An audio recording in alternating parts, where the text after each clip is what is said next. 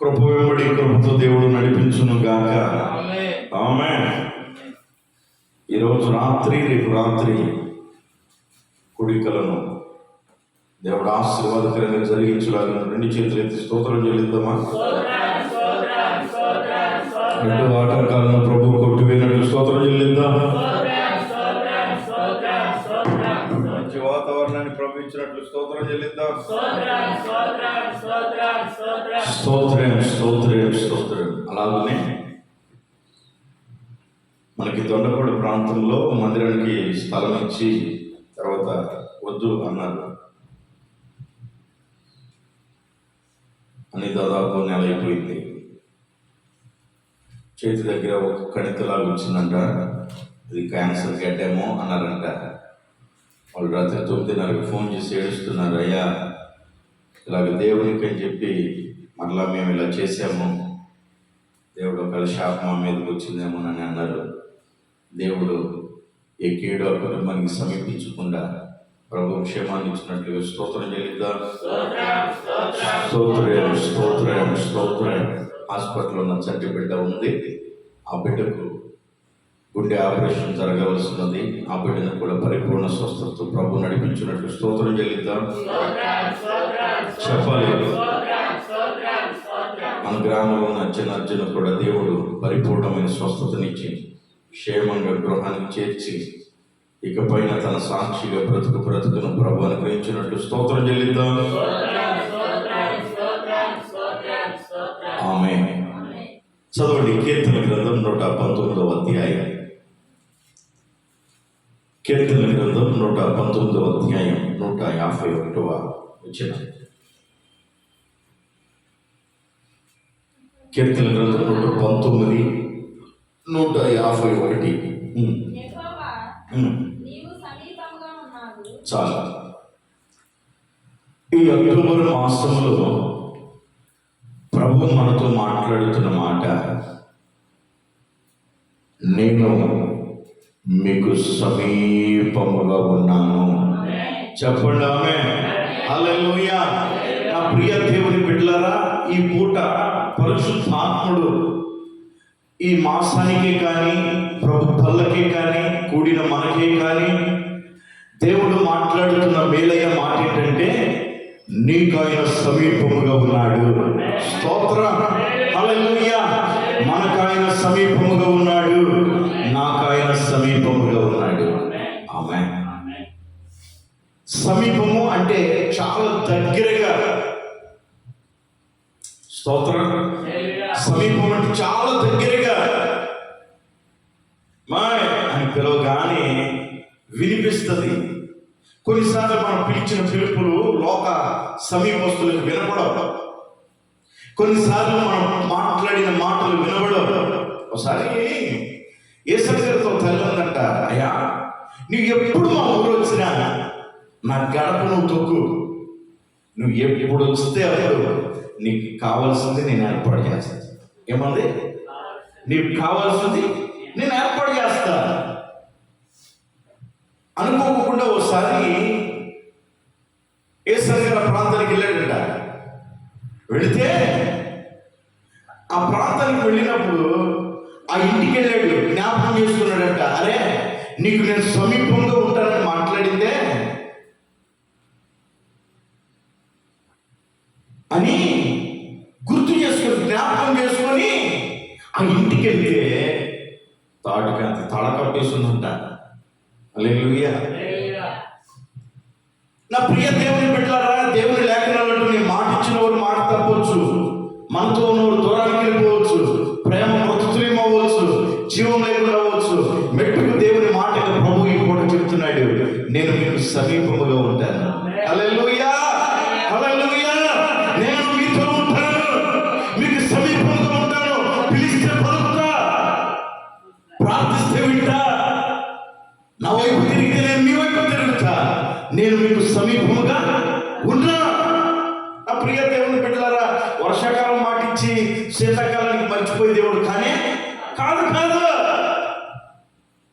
లేదా శీతాకాలం మాటిస్తే వేసవకాలానికి మర్చిపోయే దేవుడు కాదు. ముదిమి వచ్చు వరకు ఎత్తుకొనగలిగిన సహాయం, దేవుని సహాయం పూట మనతో అంటున్నాడు, నేను నీకు సమీపముగా ఉన్నాను. హల్లెలూయా. కడలేని కడాలి తీరము ఎడమాయి కడకున బ్రతుకున గురిలేని తరుణాన నిలువగా నా ఎదుటి ఎక్కడ నా ఎదుట స్తోత్రం. హల్లెలూయా. ఆయన ఈ మాసములో నీతో సమీపంగా ఉండునుగాక, నీ ఆలోచనకు సమీపంగా ఉండునుగాక, నీవు చేసే తలపులకు సమీపంగా ఉండునుగాక. గురి లేని తరుణాన ఎదురే స్తోత్రం. హల్లెలూయా. చాలా మంది ఎటన్నా వెళ్తున్నప్పుడు ఎదురురమ్మా ఎదురయ్యా అంటారు. వాళ్ళకంటే కూడా మన ప్రభు మనకు ఉన్నాడు. ఆమేన్. హల్లెలూయా. ఈ సమీపంగా ఉన్న మహనీయుడు, ఈ సమీపస్తుడైన మహనీయుడు మనకు సమీపంగా ఉండి కొన్ని కార్యాలు తలపెట్టాడండి. ఆ కార్యాలు ఈ మాసంలో పరిచర్య చూచును గాక, కుటుంబాలు చూచును గాక, నీవు చూచుతూ గాక. ఆమె విశ్వసించిన వాడు నిత్యముగా కార్యసిద్ధిని చూస్తాడు. ఆమె చూద్దాం. మొదటి మాట సమూయేలు మొదటి గ్రంథం 1వ అధ్యాయం 17వ వచనం. సమూయేలు మొదటి గ్రంథం 1వ అధ్యాయం 17వ వచనం.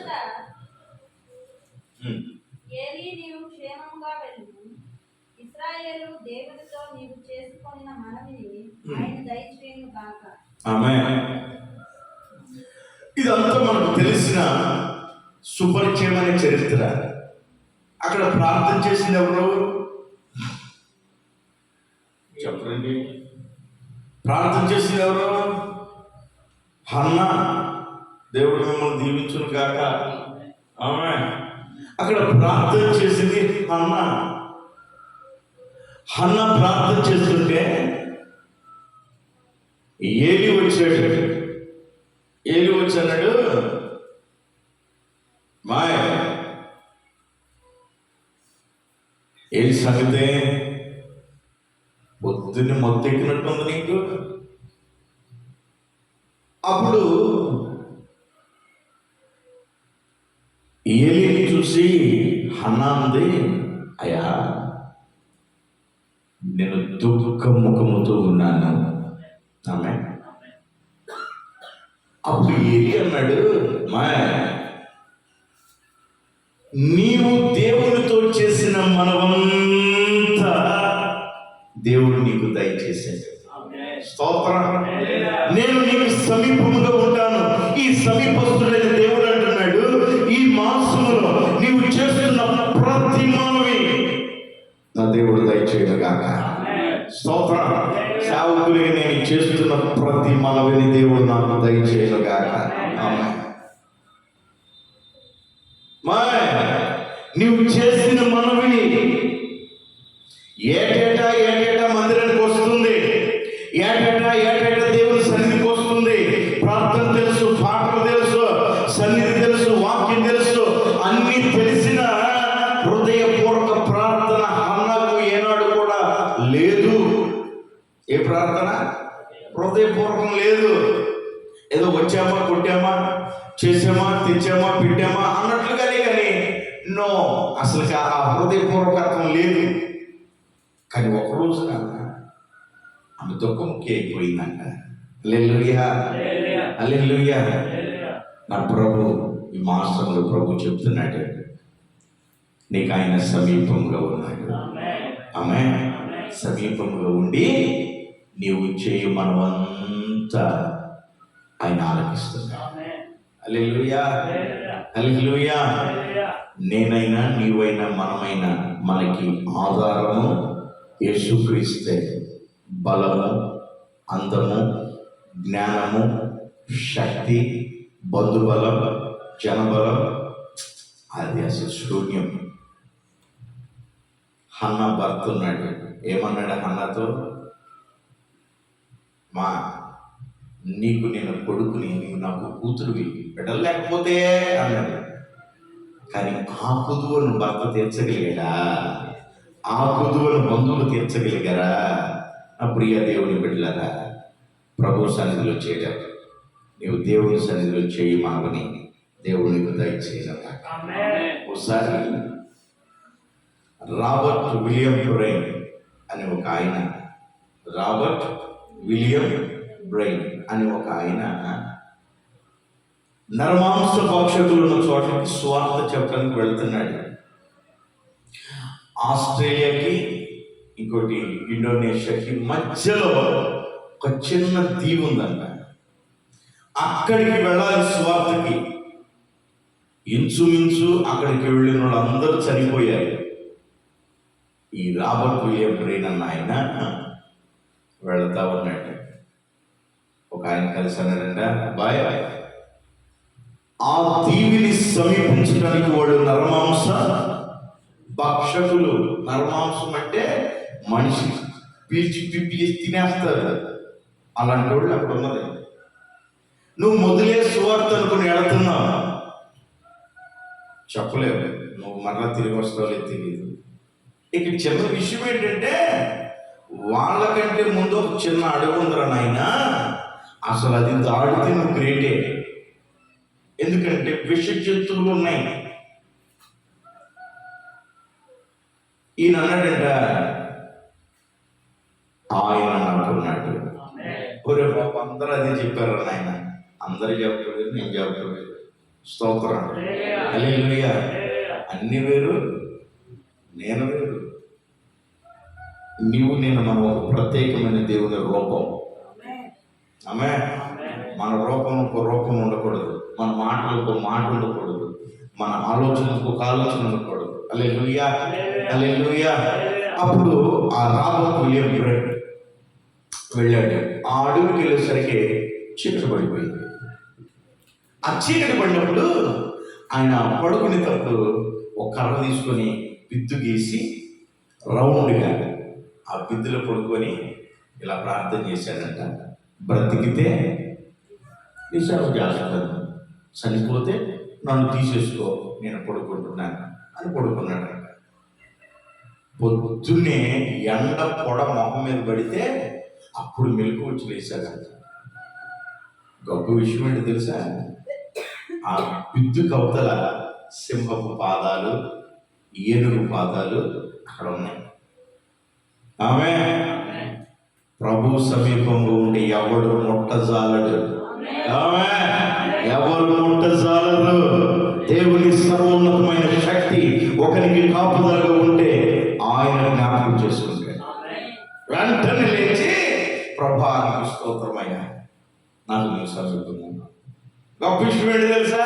ఆ దీవులకు వెళ్ళగానే ఆ నరమాంస భక్షకులందరూ కూడా ఆయన దగ్గరికి వచ్చారంట. ఆయన అన్నారంట, యేసుక్రీస్తు లోక రక్షకుడు అని చెప్తే, మరి పిచ్చోడా, నువ్వు ఏం చెప్పవసరం లేదు, నువ్వు బతికొచ్చేవంటేనే దేవుడు గొప్పడని మాకు అర్థమైంది. హల్లెలూయా. ఆ దీవంతా పట్టబడడానికి ఒక్క రాత్రి అతడు బ్రతికి ఉండటం వలన ఆ దీవంతా పట్టబడింది. ఆమె నీవు దేవుని సన్నిధిలో చేసుకునే మనవి ఆయనకు దయచేయును గాక. ఆమె నేను నీకు సమీపంగా ఉన్నాను. ఈ సమీపంతో నీవు చేసుకునే మనవిని నీకు దేవుడు దయచేస్తాడు. హల్లెలూయా. దాని చెల్లి సాక్ష్యం చెప్తుంది కదా, ఆ కేజీ బియ్యం తెచ్చి సంగతి మాకు తెలియదు. మేము మొదలే 3-4 వెళ్ళి వాయు కొట్టు వదలగొట్టు వదిలేసేవారు. ఇంకేమన్నాను, నీవు చేసుకునే మనవి నీకు దయచేస్తాను. ఆమె హల్లెలూయా. అది ఇల్లు అయినా, కుటుంబ ఆర్థికపరమైన విషయాలైనా, కుటుంబ అసమాధానమైన, కుటుంబాన్ని సంతోషం దూరం చేసేదైనా, పరిచర్యకి దూరం చేసేదైనా, కుటుంబ కలహాలైనా, కుటుంబ విరోధులైనా దేవుని జ్ఞాపకం చేసుకుంటాడు. ఆమె నీవు చేసిన మనవి దేవుడు నీకు సహాయం చేస్తాడు. నేను రోచన చెప్పగలను, నేను చేసిన మనవి దేవుడు నాకు చేస్తాడు. ఆమె నేను చేసిన దేవుని సన్నిధిలో బలిపెట్టు మీద నేను ప్రభువా నేను కన్నీరు గార్చాను అనుకో, నా ప్రభు మర్చిపోడు. ఆమె హల్లెలూయా. ఎందుకో తెలుసా? ఈ కట్టడం నిర్మించింది నేను కదా, ఆయన. ఈ స్థలం నిండుకున్నది నేను కదా, ఆయన. ఆయన రోషం కలిగిన దేవుడు కదా. ఆమె దేవుని లేఖనాలు అంటున్నాయి, నీవు చేయు మనవి ఆయన నీకు దయచేస్తాను. హల్లెలూయా. మెట్టుకు దేవుని వాక్యాన్ని నమ్మండి, ప్రార్థన చేసుకోండి, వెళ్ళండి. ఈ నెలలో నీవు చేసుకున్న మనవిని దేవునికి సిద్ధింపచేయును గాక. ఆమేన్. రెండవ మాట, సంఖ్యాకాండం 22వ అధ్యాయం 21వ వచనం. సంఖ్యాకాండం 22:21. దేవుని బిలాము లేచి తన గాడిదకు కత్తెలు కట్టి మోయాబు అధికారులతో కూడా వెళ్ళెను. అతడు వెళ్ళుచుండగా దేవుని కోపం రగులుకొనెను. చాలా బాలాకు రాజు, బిలాము ప్రవక్త, వాళ్ళిద్దరు కంబైండ్ అయిపోయారు. వీళ్ళిద్దరు కంబైండ్ అయిపోయి పలుసార్లు బిలాముతో మాట్లాడాడు. నీకు ఎంత కావాలంటే అంత ఇస్తా, యాకోబును ఇశ్రాయేలు వంశమును శపించు. ఏంటి మాట్లాడాలి? యాకోబును ఇశ్రాయేలు వంశమును శపించు. అక్కడికి బిలాము అన్నాడు, అబ్బాయి నేను శపించినను వాడు పక్షాన ఉన్నది సర్వశక్తి కలిగిన వాడు. ఆమె మనుషుని మాటలో జీవం ఉంటే దేవుని మాటలో అంతకు మించి ఉండదా? హల్లెలూయా, హల్లెలూయా. సరే, మొత్తానికి రాజు కదా, రాజు చెప్పిన మాటలకి బిలాము సరెండర్ అయిపోయాడు. సరే, ఓకే, నేను శపిస్తాను అని బయలుదేరాడు. చదవండి అదే సంఖ్యాకాండం 23వ అధ్యాయం 8వ వచనం. బైబిల్ లేదా? ఇంగ్లీషు, తెలుగు బైబిల్ అని పట్టుకో చేతిలో. 23:8. ఏమని శపించగలను? దేవుడు శపించలేదు కదా, ఏమని భయపెట్టగలను? చాలు, నేనేమని శపిస్తా? అసలు దేవుడు శపించలేదు కదా, ఏమని భయపెడతాను? దేవుడు భయపెట్టట్లేదు. ఓరే బాబు, తిక్కలోలాగా ఉన్నావేంటారు నాయన, నువ్వు శపించమని నిన్ను పంపిస్తే శపించకోకుండా ఈ మాటలు మాట్లాడుతున్నావు అనుకుంటున్నాడు ఎవరో బాలాకు రాజు. చూడండి 23వ అధ్యాయం 20వ వచనం కూడా.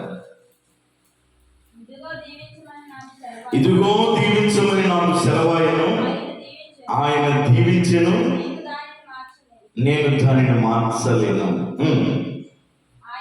ఆయన యాకోబులో ఏ దోషము కనుగొనలేదు, ఇశ్రాయేలు ఏ వంకరితనం చూడలేదు. అతని దేవుడైన యెహోవా అతనికి తోడే. కొట్టు గట్టిగా చప్పట్లు ప్రభుత్వం. హల్లెలూయా, హల్లెలూయా. చూస్తున్న దేవుడు, ప్రఖ్యాతినిచ్చు దేవుడు, అగ్ని నేత్రములతో చూస్తున్నవాడు అంటున్నాడు, యాకోబులో వంకరితనం లేదు, యాకోబులో ఎటువంటి వంకరితనం లేదు. యాకోబును దేవుడు దీవించాడు. స్తోత్రం, హల్లెలూయా. నా ప్రియ దేవుని బిడ్డలారా, సమీపస్తుడైన దేవుడు ఈ పూట నీతో నాతో మనతో మాట్లాడుతున్న మాట ఏంటంటే, నీ కుటుంబం మీదకి, నీ వ్యక్తిగత జీవితం మీదకి ఎన్నో మాటలు లేచినా ఆశీర్వాదాలుగా ప్రభు మార్చబోతున్నాడు. ఆమేన్, ఆమేన్, హల్లెలూయా, హల్లెలూయా. నా ప్రియ దేవుని బిడ్డలారా, ఎన్ని రువెత్తినా, ఎన్ని కెరటములు లేచినా, ఎన్ని అలలు లేచినా, సంద్రంలో నావికుడు, నావలో నావికుడైన అమరంలో పరుగుని ఉన్న యేసు నీ నామములో ఉంటే అలలన్నీ ఆనచబడతాయి.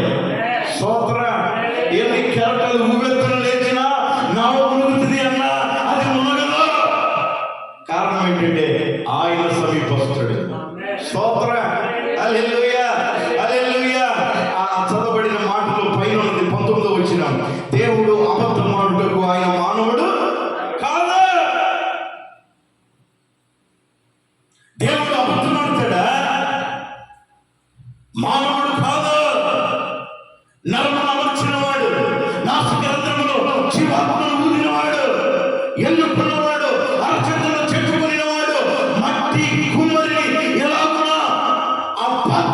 సిద్ధపరచుకో. నిన్ను నన్ను మనం సిద్ధపరిచిన వాడు ఆయన. హల్లెలూయా. ఆయన అబద్ధమాడు దేవుడు కాదు, ఆయన సమీపస్తుడే ఉన్నాడు. నోట శక్తమైన మాటలు రుమెత్తున లేచాయి. యాకోబులో వంకరతనం లేదంట. యాకోబు దీవించబడ్డాడు. హల్లెలూయా. వాళ్ళకి రాజు అనుకుంటున్నాడు, అయిపోయిందిరా చరిత్ర, ఆగిపోతారా చరిత్ర, కృంగిపోతారా, నశించిపోతారా, దుఃఖంలో నిలుస్తారు, వేదనలో నిలుస్తారు, అలుముకుంటాయి అని వాళ్ళకి రాజు అనుకున్నాడు. వీళ్ళమ్మ కూడా అనుకున్నాడు. పెట్టుకోవటం మాత్రం వాస్తవం. వంకరతనం లేనివాడు వర్ధిల్లుతాడు. స్తోత్ర. వంకరతనం లేనివాడు దీవించబడతాడు. వంకరతనం లేనివాడు ఆశీర్వదించబడతాడు. వంకరతనం లేనివాడు యాకోబు మోసగాడు. ఇశ్రాయేలు మార్చబడింది పేరు. కోట కోట గట్టిగా మోసపూరితమైన అనుభవం వచ్చి నిలబడిన యాకోబు ఇప్పుడు ఇశ్రాయేలుగా మార్చబడ్డాడు. గొప్ప విషయం చెప్పనా? ఇజ్రాయేల్ దేశం ప్రపంచ ప్రఖ్యాతి కలిగిన దేశంగా నిలబెట్టాడు. ఒకరి వంకరతనం లేకపోవటం వలన, ఒక్కరి వంకరతనం లేకపోవటం వలన ప్రపంచానికి తలమాలికగా. స్తోత్ర. ఆ మాట చూడండి, అబద్ధమాడుటకు ఆయన మానవుడు కాదు. మనిషి అంటే మాట మార్చడానికి మనిషి కాదు కదా. హల్లెలూయా. హల్లెలూయా. నేను వెళ్ళే మార్గము నా యేసుకే తెలియును. నేను వెళ్ళే మార్గము నా యేసుకే.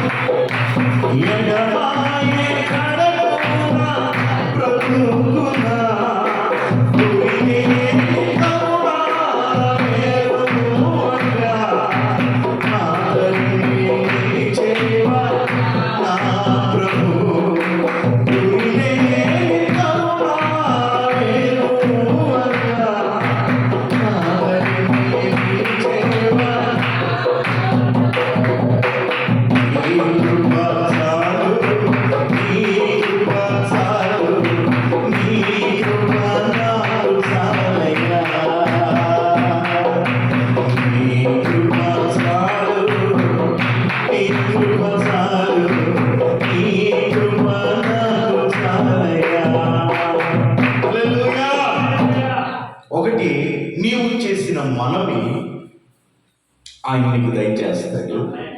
రెండవది, నిన్ను శపించిన మాటలన్నీ నీకు దీవెనగా దేవుడు మారుస్తాడు. స్తోత్ర. హల్లెలూయా. హల్లెలూయా. నన్ను అడిగారు, అయ్యారు మా ఊరు కాదనుకొని, మా వాడ కాదనుకొని, మా బిడ్డలు కాదనుకొని నీ వెనకాల తిరుగుతున్నారు, పిల్లలేమన్నా పుడతారా? చంద్రు చిన్నారి గురించి అడిగారు నన్ను. నేను అన్నాను, ఎందుకు పుట్టరామా? అన్యాయస్తుడే దేవుడు.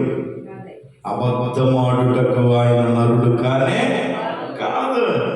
నేను నాతో మళ్ళా అన్నారు, ఏమంటే ఊళ్ళో జరగని అయ్యగారి వల్ల జరగండి, నీ వల్ల జరిగిద్దా? నా వల్ల ఆయన వల్ల కాదు, కానీ నేను ప్రకటించుచున్నా, నేను ఆరాధిస్తున్నా, నన్ను నడిపిస్తున్న నా దేవుని వలన సమస్తము సాధ్యమవుతాయి. అని చెప్పండి అయ్యారు. వాక్యం ఏముంది, ఎట్లయినా మాట్లాడతారు. అటైనా తెప్పొచ్చు, ఇటైనా తెప్పొచ్చు. వెలికిలి పెద్ద మనకు తెలియదు ఏం లేదు కదా. నేను అన్నాను ఇది తెప్పొచ్చు, కానీ శాసనకర్త నోట్లో నుండి వచ్చిన మాటను తెప్పగలమా? ఏ తెప్పలేదు కదా. ప్రభు జ్ఞాపకం చేసుకుని మహదైశ్వర్యంలో నుంచి వారి అవసరతలు తీర్చారు. హల్లెలూయా. నా ప్రియ దేవుని బిడ్డలారా, రోషంగా చెప్పగలను ఈ మాట. ఎన్ని శాపాలు మన మీదకి వచ్చినా పోగంటే మనుషుని వలన కాదు, కానీ నా దేవుని వలన సమస్తము జరుగును. ఎవరి వలన? దేవుని వలన. దేవుని మీద ఆధారపడి దేవునికి నడుస్తూ దేవుని యొక్క శుద్ధీకరించబడ్డాడు. యాకోబుతో అన్నాడు ప్రభు, ఏ నీ పేరేంటి అన్నాడు. యాకోబు అన్నాడు, నేను మోసగాడిని. అవును, నా అన్నను మోసం చేశా, నా తల్లిదండ్రులు మోసం చేశా. ఒప్పాడు. ప్రభు అన్నాడు, ఇక మీదట నీ పేరు మోసగాడి కాదు, నీ పేరు ఇశ్రాయేలు. స్తోత్రం. హల్లెలూయా. నీవు దినములు చెడ్డగా బ్రతికేవేమో, దినములను దేవుని దృష్టికి ఆయాస్కరముగా నిలిచావేమో, కానీ ప్రభు అన్నాడు, నీ పేరు ఇశ్రాయేలు. స్తోత్రం. యాకోబును అందరూ మోసగాడిగా చూశారు, కానీ దేవుడు మాత్రం ఇశ్రాయేలుగా చూశాడు. ఆమేన్. యాకోబును అందరూ నీచ స్థితిగానే చూశారు, దేవుడు మాత్రం ఉన్నత స్థితిగా చూశాడు. యాకోబును అందరూ తృణీకరంగా చూశారు, దేవుడు మాత్రం ఘనతగా చూశాడు. ప్రియ దేవుని బిడ్డలారా, మెట్టుకు దేవుని సేవకునిగా చెప్పగలను. నమ్మండి, విశ్వసించండి. నీ అడుగులు తీసి నీ కుటుంబంలో పెట్టు. నీ మీద లేస్తున్న శాపకరమైన ప్రతి మాటను దేవుడు ఆశీర్వాదకరంగా ఈ దినం మలచబోతున్నాడు. ఆమేన్. లేదు, కాదు, జరగదు, అవ్వదు, ఇక ఇంతే అన్న మాటలన్నింటినీ తృణీకరించి అవుతుంది, జరుగుతుంది, నడుస్తుంది, ఆశీర్వాదం ఉంటుంది, తలెత్తబడుతుంది, ఇవన్నీ కూడా దేవుడు చేస్తాడు. అన్న యాకోబుని కలుసుకోవడానికి వచ్చినప్పుడు అన్నతో చూసి యాకోబు అన్నాడు, అయ్యా మరి నీకు నాకు మధ్య సమాధాన సంధిగా నేను కొంత కానుకిస్తాను, నువ్వు తీసుకో అని అన్నాడు. అది యాకోబు ఆశీర్వదించబడ్డాడా లేదా? ఆశీర్వదించబడ్డాడు. స్తోత్రం. హల్లెలూయా. హల్లెలూయా. యాకోబుని దేవుడు చూసాడు. నీకు నాకు సమీపంగా ఉండవలసింది స్నేహితులు కాదు, బంధువులు కాదు, నా అనుకున్నవారు కాదు, వీళ్ళందరికంటే వాల్యుబుల్ నిన్ను నిర్మించిన నిర్మాణకుడు, నీ దేవుడు, నా దేవుడు, మన దేవుడు మనకు సమీపంలో ఉండాలి. స్తోత్రం. ఆయన మనకు సమీపంలో ఉంటే ఎన్ని ఉత్సరణలు మన మీదకి లేచినా వాటన్నిటిని ప్రక్కకు నెట్టి ఆశీర్వాదంగా మలుస్తాయి. ఏమని చెప్పించనయ్యా బలక, ఏమని చెప్పించను? యాకోబులో వంకరితనం లేనే లేదు. లేదు.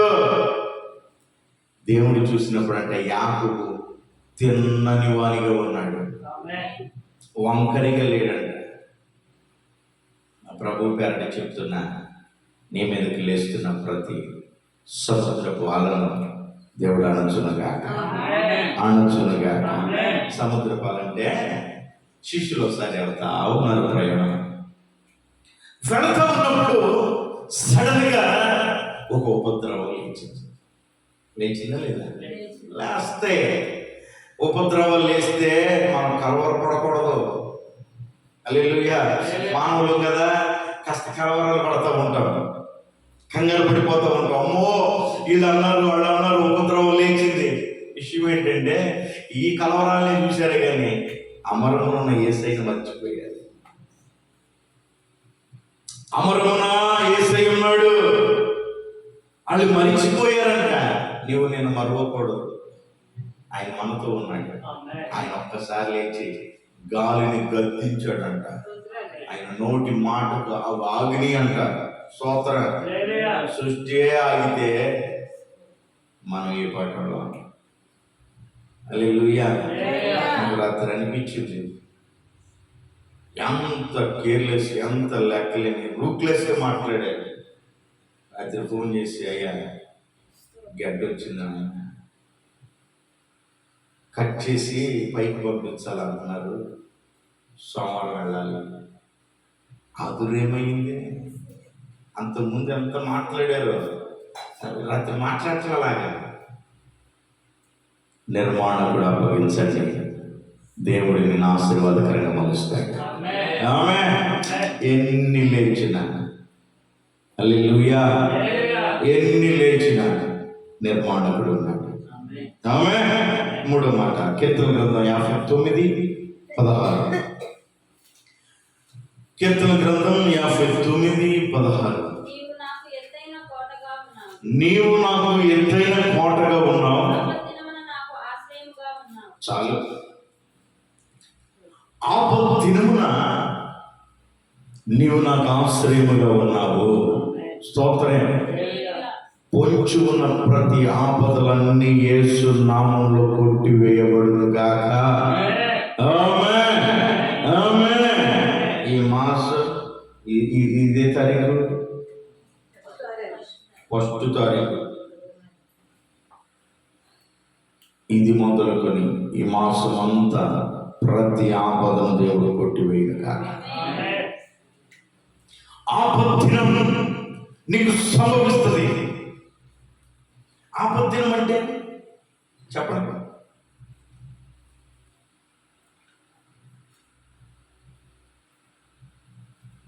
ఆపదలు తెలీదా?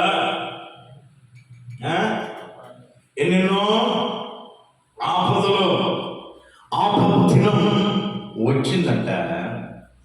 ప్రభు అంటున్నాడు, నీవు ఆశ్రయముగా ఉన్న ఆశ్రయ దుర్గమా నా యేసయ్యా,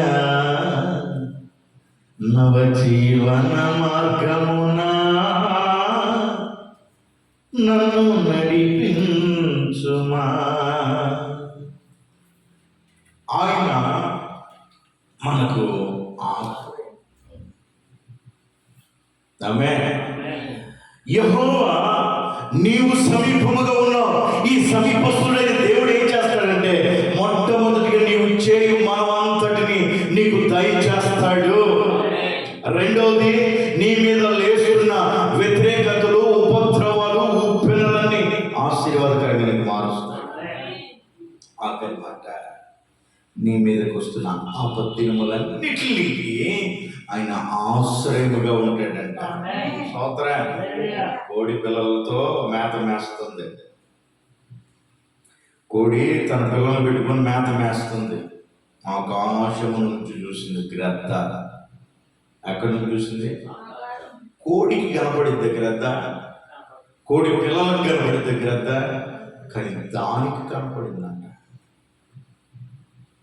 ఒక్కసారిగా ఉవ్వెత్తున వచ్చింది. దానికి వేగం అపరిమితంగా వచ్చిందంట. విచిత్రం ఏంటంటే, సడన్గా రెక్కలు చాపబడటయు, తన పిల్లలు ఆ రెక్కల కిందకు రావుటయు, ఆపత్తిలను తప్పించబడటయు. స్తోత్రం. నా ప్రభువు చాచిన రెక్కలతో నిన్ను, నీ కుటుంబాన్ని ఈ పరిచర్యలో కాయము కాక. ఆమేన్. చాచిన రెక్కల నీడ. ఆమేన్. చదవండి ఒక మాట, కీర్తన గ్రంథం 138:7. 138:7. నేను ఆపద్దినములలో చిక్కబడి ఉన్నాను, నీవు నన్ను బ్రతికించదు. నా శత్రువుల కోపము నుండి నన్ను రక్షించుటకే నీవు నీ చెయ్యి చాపెదవు. చూడండి, ఆపద్దినము సంభవించిందంట. ఆయన చెయ్యి చాపి, ఆమె చెప్పుకోండి గట్టిగా, మీకు ఎట్లా ఉందో కానీ నాకు చాలా సంతోషం. స్తోత్రం. హల్లెలూయా. 3 రోజుల క్రితం రాసుకున్నా ఈ ప్రసంగం. పునరుద్ధానానికి అక్టోబర్ మాసానికి కావాలి ప్రభా అంటే ప్రభు ఇచ్చిన ప్రసంగం 3 పాయింట్లు 3 రోజులు రాశారు. హల్లెలూయా. హల్లెలూయా. ఆపత్తిదినమున ఆయన చెయ్యి చాపి. అరే బాబు, ఎంత మంచి మాట. ఆపత్తిదినం వస్తుందని మాకు తెలుసా? తెలియదు. చెయ్యి చాపి హల్లెలూయా, హల్లెలూయా. ఏ పుర వీధులలో యేసయ్యని ఈడ్చుకుని వెళ్ళారో, ఏ పుర వీధులలో ఆయన కొట్టారో, ఏ పుర వీధులలో ఆయన రక్తాన్ని చూసి నవ్వుకున్నారో, అదే పుర వీధులలో సాక్షులుగా దేవుడు లేపాడు. ఆమేన్. అదే పుర వీధులలో యేసుక్రీస్తు రక్షకుడు, యేసుక్రీస్తు నిజ దైవం, యేసుక్రీస్తు వలన పాప క్షమాపణని దేవుని సన్నిధిలో కడమెత్తారండి. ఆయన చెయ్యి సాపి, హల్లెలూయా. మనకి మంచి అవసరం వచ్చింది. సహాయం చేయడానికి కొంతమంది వ్యక్తులను మనం ఎన్నుకుంటాం, వాడి వల్ల మనకి జరుగుతుందని. చేస్తారా? మాట్లాడండి, చెయ్యండి. హల్లెలూయా. మనం పలుమందితో మనం మాట్లాడుతాం, అమ్మా నాకు ఇది కావాలి, ఇది కావాలి, కొంచెం అవసరం ఉంది, అది ఇది ఎన్నెన్నో మన బాధ మనం చెప్పుకుంటాం. వాళ్ళు తేవాలని గ్యారంటీ లేదు, కానీ చెయ్యరు. నేను అంటాను, అడిగితేనే చెయ్యనోళ్ళు ఆపదొస్తే చేస్తారా? అసలు మొదలే ఇంటికి కాళ్ళు చక్రాలు కొట్టుకొని తిరిగితేనే చేయనోళ్ళు ఆపదొస్తే చేస్తారా? దేవుడు వాక్యం అంటుంది, ఆపద మన చెయ్యి చాపి, ఏం చాపి? చెయ్యి చాపి నీవు నన్ను రక్షించదవు. స్తోత్రం, హల్లెలూయా. ఈ మాసమున నీ కుటుంబానికి వెంటాడి వేధించాలని చూస్తున్న ప్రతి ఆపద దినపు కాడి యేసు నామమున విరగగొట్టబడును గాక. ఆమేన్, ఆమేన్. 3 మాటలు చెప్పాను. ఒకటి చెప్పండి, ఒక మాట ఏంటి? ఒక మాట ఏంటి? నువ్వు చెప్పు. ఒక మాట ఏంటంటే లాస్ట్ మాట ఏంటి? రెండో మాట ఏంటి? అయ్యా చెద్దు అని పేరు.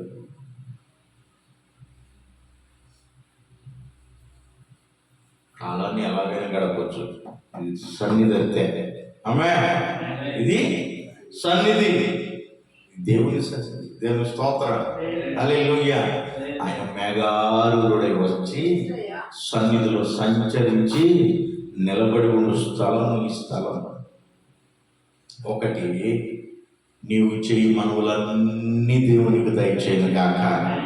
2, శాపగ్రస్తమైన ప్రతి అనుభవాన్ని ఆశీర్వాదకరంగా మార్చును గాక. 3, ఆపత్తినములన్నీ తప్పించి నీకు ఆశ్రయంగా ఉండి ఆయన చెయ్యి సాపి నిన్ను నన్ను మనం రక్షించును గాక. మోకరించండి, ప్రార్థించండి.